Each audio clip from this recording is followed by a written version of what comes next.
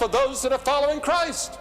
It's not easy to be a follower of Christ. In this generation especially, it's hard to follow Christ. There are two roads of life, Jesus said. For wide is the gate and broad is the road that leadeth to destruction, and many there be that go in thereat, he said. Because straight is the gate and narrow is the way that leadeth unto life, and few there be that find it. He said the broad road that leads to hell is filled. It's broad is the way, Jesus said. But he said there's another road that's narrow and rugged and tough and hard. And in order to get on that road, you'll have to deny yourself and be willing to take up a cross. Identify yourself with Christ at the school, at the factory, on the farm. And with your friends and neighbors, let them all know where you stand, that you stand for Christ and for righteousness and for honesty and for goodness and for morality. What is going on, guys? It is your boy, Gospel Wilbo, with the first long-form YouTube content video on this channel. Today, we're going to be talking about what a lot of Christians don't want to talk about. Why you're not growing in your walk with God. Now, I think this is a troubling topic, and a lot of us definitely struggle with this one sort of thing where we go through a season of just tremendous fire for God, and then we let out. It's like our fire, our zealousness, our zeal for God has disappeared. And today I want to talk about how to kind of regain that and some steps you can take and some things that we can be mindful of and do in our walk with God. Now, I first just want to talk about love. Now, this whole video is going to be about love. The reason we are not zealous for God when we're in this season of waiting or whatever season you're in, the reason you lose that zeal for God is because you lack love for what you do. Now, I first just want to point at what love is. I mean, we can read through 1 Corinthians 13 as the whole love chapter in the Bible. And Paul writes in verse 2, if I have the gift of prophecy and understand all the mysteries and all the knowledge, and if I have all the faith so that I can move mountains, but do not have love, I am nothing. So Paul is emphasizing the importance of love, and he even goes on to talk about it in verse 13. Now these three things remain: faith, hope, and love. But the greatest of these is love. So we see love is the most important Christian virtue that we need to have. And the reason a lot of us don't have the fire for God is because we've lost our love for what we're doing. Now, that's the one thing we need to be protecting. We need to be protecting our love for God. We could have all the faith in the world and all the knowledge and wisdom in the world, but if we don't have love, we are nothing. We have no power and no ability to really grow. And another verse I want to talk about in 1 Corinthians 13 is verse 8.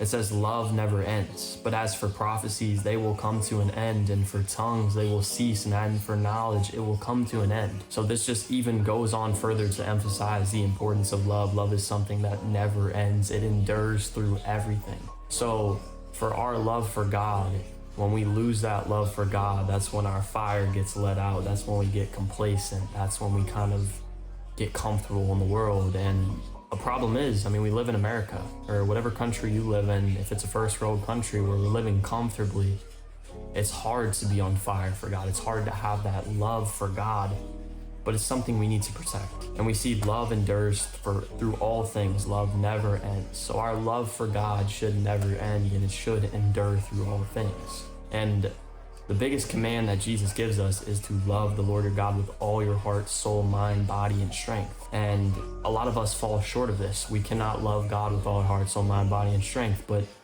I think we just need to try.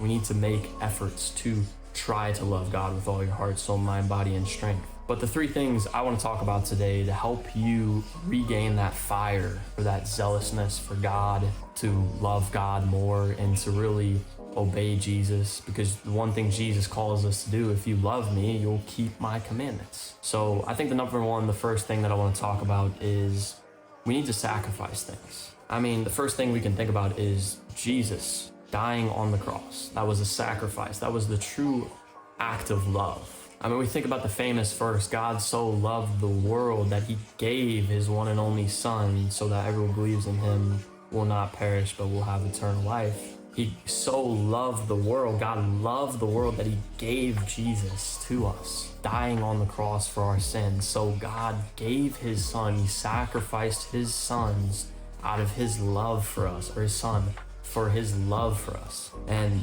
that's what we need to realize. If God can sacrifice Jesus out of his love for us, that's something we need to emulate, not literally sacrifice your son, but I'm saying we need to emulate that sacrificing love, where we need to sacrifice our time, sacrifice whatever it is in your walk with God to grow closer and to love him more. Because love is not just a feeling. Love is an action. Love is something that we are actively doing and actively trying to take steps and get closer to God. So I think the number one thing that we need to do is sacrifice things. I mean, if you can fit God into your life more and more, that just helps you find ways to love him more. I mean, Jesus, his number one commandment is to love him above all else in this world. And a good way of doing that is loving our neighbors as we love ourselves. If we obey God's commandments and sacrifice our time, our efforts, then we can have love God more. The second thing I want to talk about is making every effort to grow. In 2 Peter 1 verse 10, it reads, "Therefore, brothers and sisters, make every effort to confirm your calling and election, because if you do these things, you will never stumble." So God has called us to something amazing in this world. God has called us to make disciples of all nations. God has called us to love our neighbor as we love ourselves. God has called you to whatever it is in your life. I mean, you know it more than I do. God knows it. But Peter is saying we should make every effort to confirm our callings. So I think I kind of look at that as like making every effort to grow. And now obviously the context and for that verse is different. Peter was talking about before that in verse 5, all the things we should supplement our faith with goodness, with knowledge, knowledge with self-control, self-control with endurance, endurance with godliness, godliness with brotherly affection, and brotherly affection with love. So this isn't exactly talking about making every effort to grow, but I think the big thing to fulfill the calling for God is we need to grow. So we should be making every effort to confirm our callings and to grow in our walk with God. Whatever that means, if that's putting God in a certain area that's uncomfortable for you, taking that uncomfortable step, that's making every effort to grow in your walk with God. And that's the level of faith we gotta have and the level of trust that we gotta have in the Lord. I mean, the most growth we're gonna find in our walk with God is usually the early stages when you're a baby Christian. But if you can continuously keep that growth steady throughout your whole lifetime, that's amazing. And that's hard for people to do, but I mean, this is just another thing we gotta do, is making every effort to put God in whatever area it is in your life. Now, the third thing I wanna talk about is consistency. Now, I don't have a verse for this thing specifically, but there's tons of verses in the Bible about consistency, persistently coming to God, patiently coming to God. But I know this speaks to my life right now. I'm sort of in a waiting season, I guess you would call it, or a season of isolation, where I'm kind of just putting off the world for God, and I'm focusing on the calling of God for my life and how I can put God more in my life and areas. And the biggest thing to keep me loving God is to consistently come back to him, consistently do things, consistently read my word more and more, consistently pray, consistently worship the Lord, consistently make videos to people, making disciples. One of the biggest things in this waiting season that we have, especially in my life, is we have to be consistent. We have to be persistently coming back to the Lord and patiently waiting. And I mean, you can think about it like a sport or even a job or even a skill. If you want to get better at something, or if you want to just get good or love something more, you have to consistently be practicing, consistently be doing things to get better. Like for basketball, if you want to go to the NBA, I mean, you don't just start off and have that skill and you're just great at basketball and you never have to play. You have to consistently practice, and then you play good in game, and then eventually that transforms you to the league, however that takes you. So if you want to get better at basketball, you got to just consistently be practicing. It's the same thing with our faith. It's the same thing for our love with God. If we are not consistently in our word, if we are not consistently coming to God, we're going to lack that zealousness. We're going to lack that zeal, that love for God. I mean, God calls us to pick up our cross, to put our desires aside for his way, for his will for our life. And if we're not consistently keeping that on our hearts and on our minds, if we are not consistently meditating on His Word and praying and reading scriptures, we're not gonna grow.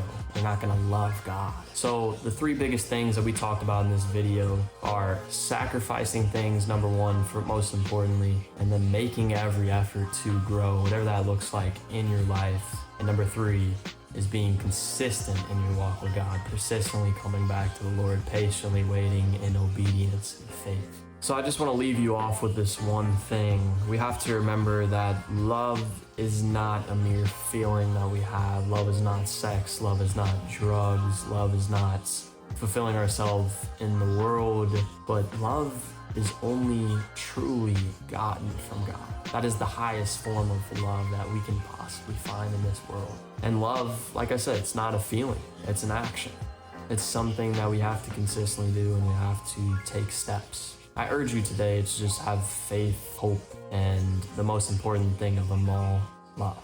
So if you guys took anything out of this video, leave a like, subscribe, let me know in the comment section below what your favorite Bible verse is or what you think of the video. I hope all of you have a great day, and wherever you are in the world, stay blessed.